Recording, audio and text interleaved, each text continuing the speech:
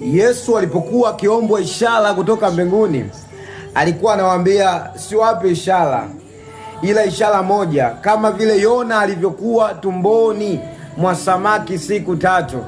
Unaweza ukajiuliza kwa nini Yesu alikuwa anatumia ishara ile, ikiwa ni ishara ambayo ilitokana na kutokutii kwa Yona. Yesu alikuwa anaangalia nini katika ile ishara?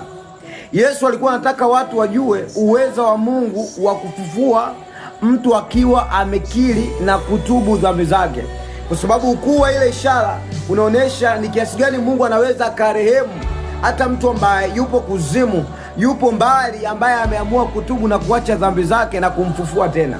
Kwa hiyo alikuwa anatangaza kwamba neema ambayo kubwa, ishara ambayo kubwa imekuja kwenye ulimwengu ni kwamba wale waliokuwa wanahesabika makosa, wale waliokuwa wanahesabika mauti, nimekuja kuleta ufufuo, kwamba mjue mimi ndio Mungu wa rehema, kwamba mimi ndio Mungu wa upendo. Hii ni kampeni ya kukuhubiria ndugu yangu wewe kijana. Siku zinaisha, mpokee Yesu awe Bwana na Mwokozi wa maisha yako.